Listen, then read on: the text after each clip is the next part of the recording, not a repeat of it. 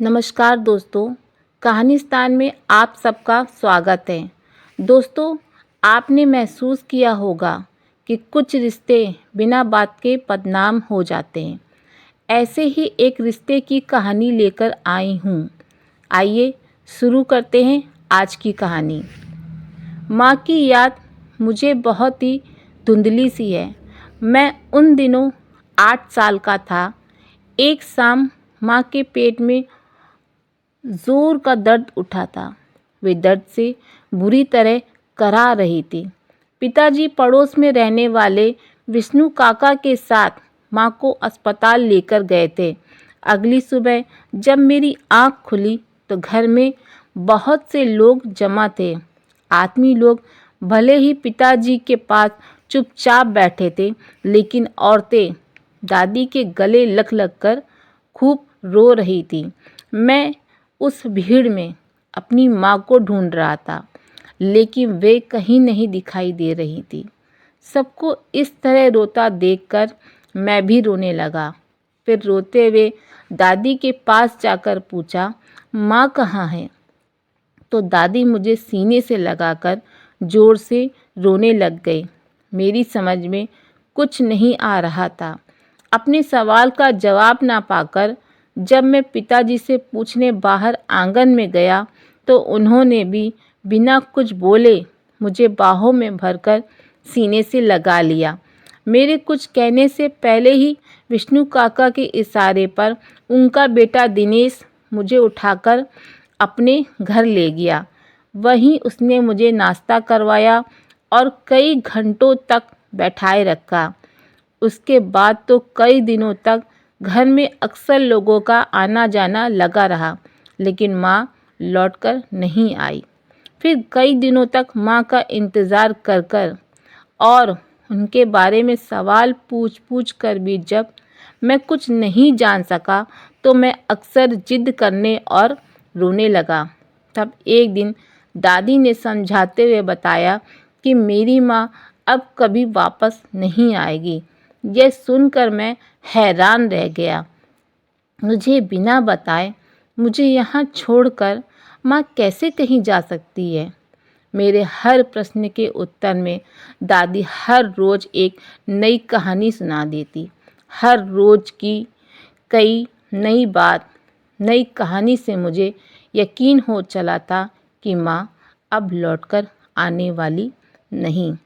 उन दिनों मैं जब कभी भी रोते हुए कहता कि मुझे भी माँ के पास जाना है, तो दादी या पिताजी मुझे प्यार से गले लगाकर कहते, बच्चे वहाँ नहीं जा सकते, तभी तो माँ अकेली चली गई है। उन दिनों मैं बड़ी ही अजीब मनोस्थिति से गुजर रहा था। मेरी समझ में कुछ नहीं आता था। बस कभी माँ पर और कभी रोज़ रोज़ नई कहानियाँ सुनाने वाली दादी पर मुझे रह रहकर गुस्सा आता था। मैं दिन भर खींचता, चिड़चिड़ाता, जिद करता और रोता रहता। उधर पिताजी भी बहुत परेशान व उदास रहने लगे थे, क्योंकि वो तो बड़े थे। माँ फिर भी उन्हें साथ लेकर नहीं गई थी। पिताजी से कुछ पूछने कहने की हिम्मत ही नहीं होती थी। वैसे वे घर पर ज़्यादा रहते ही कहाँ थे। सुबह से देर रात तक काम के सिलसिले में घर से बाहर ही रहने लगे थे। दिन भर चारपाई पर बैठकर माँ पर हुक्म चलाने वाली दादी पर एकाएक घर का सारा काम आ पड़ा था। दादी को वैसे भी जोड़ों के दर्द के कारण उठने बैठने में बहुत परेशानी होती थी। ऐसे में विष्णु काका की छोटी बहन गीता दादी की मदद को आ जाया करती थी। धीरे धीरे वह मेरे भी सारे काम करने लगी थी। मुझे स्कूल से लाना, खाना खिलाना, मेरा होमवर्क करवाना वगैरह वगैरह। उन्हीं दिनों उसने बीए की परीक्षा दी थी। वह मुझसे इतनी बड़ी थी, फिर भी मैं उसे गीता ही पुकारता था, क्योंकि दादी उसे गीता बुलाती थी। किसी से कोई रिश्ता जोड़ने की मेरी तब उम्र ही नहीं थी। दादी अक्सर मुझे टोकती, पर मैं दादी की उन दिनों सुनता ही कहाँ था। हाँ, गीता ज़रूर मेरी बात सुनकर हंस दिया करती थी। धीरे धीरे गीता ने घर का लगभग सारा काम ही संभाल लिया था, क्योंकि दादी के जोड़ों के दर्द ने उन्हें चारपाई पकड़वा दी थी। मैं तब क्या जानता था कि मेरे ही घर में क्या चल रहा है, नियति मेरे साथ क्या खेल खेल रही है। दशहरे की छुट्टियां थीं। मैं अपने मामा के घर गया हुआ था। छुट्टियों में मैं अक्सर माँ के साथ उनके घर जाया करता था। उस बार मामा स्वयं मुझे लेने आए थे। 4 दिनों बाद पिताजी के साथ जब मैं घर लौटा तो देखा कि गीता घर में सुंदर गोटे, किनारी वाला सूट और ढेर सारे गहने पहने, बालों का जूड़ा बनाए, आंगन में दादी के पास बैठी उनके पैरों की मालिश कर रही है। गीता उन सब चीज़ों में बहुत सुंदर लग रही थी। मैंने शरारत से मुस्कुराते हुए उसके पास जाकर पूछा, गीता, क्या तुम्हारी शादी हो गई? तभी दादी ने मुझे प्यार से अपने पास खींचते हुए कहा, गीता नहीं, माँ कह। अब ये गीता नहीं, तेरी माँ है। अब ये यहीं रहेगी तेरी देखभाल के लिए। इतना सुनते ही मुझे जैसे बिजली का करंट सा लगा। पिताजी ने रास्ते भर मुझे कुछ नहीं बताया था। मैं अपने जीवन में आए इस परिवर्तन को पचा नहीं पा रहा था। आंखों में आंसू लिए घर के अंदर भागा तो वहाँ दीवार पर माँ की तस्वीर की जगह पिताजी और गीता की मुस्कुराती हुई तस्वीर टंगी थी। अब मेरे पास किसी से कुछ पूछने को बचा ही क्या था। मैं समझ गया कि इन तीनों ने मिलकर मुझे घर से दूर भेजकर यह खेल खेला है। मेरी रुलाई फूट पड़ी, गाल आंसुओं से भीग गए। मैं घर से भागा और भागता चला गया। मुझे कुछ सूझ ही नहीं रहा था। आखिर हार कर पेड़ के नीचे बैठ घुटनों में सिर देकर रोने लगा और देर तक बैठा रोता रहा। जल्द ही पिताजी मुझे ढूंढते हुए वहां आ गए थे। वे चेहरे से बहुत दुखी लग रहे थे। मैं चुपचाप उठकर उनके साथ चल दिया। मेरे पास और कोई रास्ता भी तो नहीं था। उनके साथ ना जाता तो उस उम्र में अकेला कहाँ जाता। मैं घर तो आ गया, लेकिन अब मेरे जीवन में परिवर्तनों का सिलसिला शुरू हो गया था। हर रोज़ कुछ बदल रहा था। माँ के बाद पिताजी के साथ सोने वाला मैं अब दादी के साथ सुलाया जाने लगा था। दादी के पास मुझे नींद नहीं आती थी। अगर कभी जिद करके पिताजी के पास सो भी जाता तो भी सुबह उठता दादी के ही कमरे में था। गीता, जिसे मैं माँ कभी ना कह सका, उसका दखल अब घर में ज़्यादा हो गया था, जो मुझे बिल्कुल अच्छा नहीं लगता था। गीता जितना मेरे पास आने की कोशिश करती, उतना ही मैं उससे दूर होता जा रहा था। बचपन का भोला मन पता नहीं क्या क्या सोचने लगा था। सही और गलत का विवेक उस उम्र में था ही नहीं। सो मैं परिवार में सबसे कटा कटा अपने में ही गुमसुम सा रहने लगा था। दादी की बात बात पर मुझे गीता की तरफ धकेलने की कोशिश मुझे दादी से भी दूर करने लगी थी। पता नहीं क्यों मुझे लगता था कि मेरी देखभाल तो मात्र बहाना है। गीता दरअसल हमारे पूरे घर और घर के लोगों पर कब्जा करना चाहती है। मेरी देखभाल तो वह पहले भी करती ही थी। इसके लिए उसे पिताजी के साथ शादी करने की क्या ज़रूरत थी? मेरा मन दुनियादारी, रीति रिवाज, रिश्तों के ताने बाने जैसी बातों को समझने को तैयार ही नहीं था। गीता हमारे घर में सब पर अधिकार जताने और मुझे पिताजी से छीनने आई है। यह बात मेरे मन में कहीं गहरी बैठ गई थी। उस पर लगा सौतेली होने का ठप्पा मुझे ठीक से कुछ सोचने ही नहीं देता था। स्कूल में दोस्तों से सुनी जा रही सौतेली माँ की कहानियाँ, बातें और ताने मेरे मन में गीता के सौतेलेपन को कठोर बनाए जा रहे थे। पिताजी से तो मैं उसी दिन ही दूर हो गया था जिस दिन उन्होंने गीता को मेरी माँ की जगह दे दी थी, और मुझे अपने इस निर्णय में शामिल करना तो दूर, मुझे इस बारे में बताया तक नहीं था। वैसे बीते इतने वर्षों में मुझे कई बार लगा कि पिताजी मुझसे बहुत कुछ कहना चाहते हैं। वे अपनी स्थिति स्पष्ट करना चाहते हैं, या शायद अपनी मजबूरियाँ मुझे बताना चाहते हैं, लेकिन कह नहीं पाते। पता नहीं ये उनका संकोच है या उनके प्रति मेरा रूखा व्यवहार है जो उन्हें ऐसा करने से रोकता है।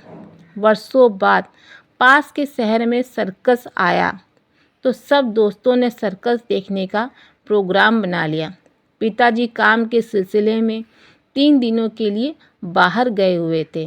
दादी को सिधारे हुए 2 वर्ष हो गए थे और गीता को मैं किसी गिनती में लेता ही नहीं था।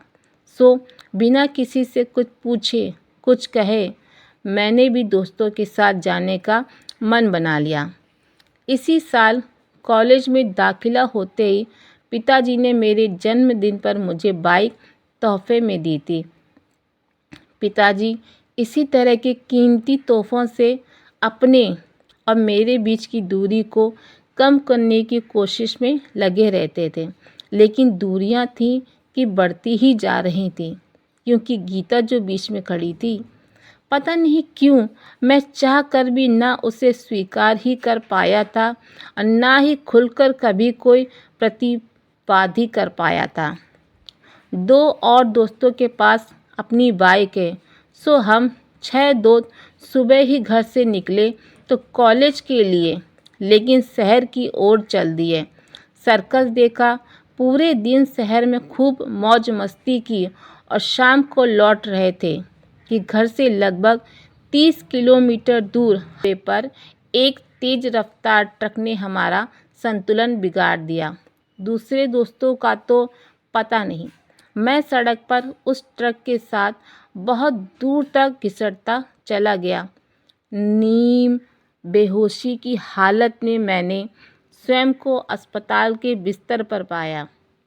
कब किसने कैसे मुझे अस्पताल पहुंचाया मुझे कुछ पता नहीं। पट्टियों में बंधा दर्द से निढाल था और मुझे खून चढ़ाया जा रहा था। मेरे आसपास कोई नहीं था। तभी एक आवाज़ मेरे कानों से टकराई, प्लीज़ डॉक्टर साहब, कुछ भी करके मेरे बेटे को होश में ले आइए। यह हमारी इकलौती संतान है, हमारे जीने का एकमात्र सहारा है। एक औरत रुआसे स्वर में गिड़गिड़ा रही थी। मैंने अपनी पूरी ताकत से अपनी बोझिल पलकें उठाकर आवाज़ की दिशा में देखा। यह औरत कोई और नहीं, गीता थी। मुझे अपनी आंखों पर विश्वास नहीं हो रहा था। इतनी बेबस, परेशान, दुखी और आंसू बहाती और डॉक्टर के आगे हाथ जोड़कर गिड़गिड़ाती गीता का यह रूप मुझसे देखा नहीं गया। मैंने अपनी आंखें मूंद ली। बचपन से अब तक का जीवन आंखों के सामने चलचित्र के भांति घूम गया। शरीर का दर्द कहीं पीछे छूट गया। दिल में एक टीस सी उठी। मुझे अपने जीवन का एकमात्र सहारा अपनी इकलौती संतान कहने वाली को मैंने तो कभी माँ का दर्जा ही नहीं दिया। मन आत्मग्लानि से भर गया। शायद किसी दोस्त, राहगीर या पुलिस ने घर पर खबर कर दी थी। गीता रात में अकेली कैसे, किस हाल में खबर पाते ही यहाँ पहुँची, कुछ पता नहीं। मैं अपने आप को धिक्कारने लगा। आंखों से पश्चाताप के आंसू बह निकले। ज़्यादा कुछ सोचने की स्थिति में मैं हूँ ही नहीं। एकाएक दिल और शरीर से दर्द की एक लहर सी उठी और मैं माँ कहकर कराह उठा। नर्स गीता के पास जाकर बोली, लगता है आपके बेटे को होश आ गया है, वह आपको पुकार रहा है। गीता एक आह भरते हुए बोली, मुझे नहीं पुकार रहा, मुझे तो ये गीता कहता है। आप तो कह रही थी यह आपका इकलौता बेटा है। नर्स ने हैरान होते हुए पूछा। उत्तर में वह कुछ नहीं बोली। क्या कहती, क्या समझाती वह उस नर्स को। नर्स ने भी कुछ और नहीं पूछा। वर्षों से हर रोज़ नए नए मरीजों की देखभाल में लगी रहने वाली नर्स के पास उनके जीवन में झांकने का समय ही कहाँ होता है। नर्स कंधे उचकाते हुए बाहर चली गई। मैंने एक ममतामय स्पर्श माथे पे महसूस किया, जिसके लिए मैं वर्षों से तरस रहा था, जो मेरे पास था, लेकिन मैं ही उससे दूर भागता रहा। उस स्पर्श में जादू था, जो धीरे धीरे मेरे दर्द को सुलाकर मेरी चेतना जगा रहा था। सुबह जब ठीक से होश आया तो पिताजी मेरे सामने खड़े थे। मुझे जागा देखते ही उनके अंदर मेरे प्रति वर्षों से जो आक्रोश दबा था वह फूट पड़ा। यह वर्षों से चली आ रही इसकी जिद, इसकी मनमानी का ही नतीजा है। किसी को कुछ समझता ही नहीं। अरे माँ सौतेली है, लेकिन बाप तो तेरा अपना है। लेकिन नहीं जी। गुस्से में वे और भी न जाने क्या क्या बोलते जा रहे थे। गीता पिताजी को चुप कराती हुई बोली, देख नहीं रहे बेटा कितनी तकलीफ़ में है। ऐसे में गुस्सा करना ज़रूरी है क्या? बच्चा है, मन हुआ तो दोस्तों के साथ चला गया। सारी गलती तो उस ट्रक वाले की है। और तुम आज भी इसकी वकालत कर रही हो, जबकि यह तुम्हें किसी गिनती में लेता ही नहीं। बेटा बेटा कहते तुम्हारा मुंह सूखता है। एक यह है जिसने तुम्हें कभी। पिताजी अपना वाक्य भी पूरा नहीं कर पाए थे कि मैंने माँ कहते हुए गीता का हाथ पकड़ लिया। मेरी आंखों में पश्चाताप के आंसू थे। माँ और पिताजी की आंखें भी नम हो आई। मैं आगे कुछ बोल ही नहीं पाया। मेरे आंसू सब कुछ कह गए थे। पिताजी फौरन बाहर चले गए। शायद अपनी आंखों में आए खुशी के आंसुओं को वे किसी को दिखाना नहीं चाहते थे। गीता ने मेरे आंसू पोंछते हुए मेरा माथा चूम लिया। आपको ये कहानी कैसी लगी कमेंट कर बताइए। आप कहानी को अपने दोस्तों, रिश्तेदारों में शेयर कर चैनल को सपोर्ट कीजिए। आपका सपोर्ट बहुत ज़रूरी है। अभी के लिए विदा लेती हूँ। धन्यवाद।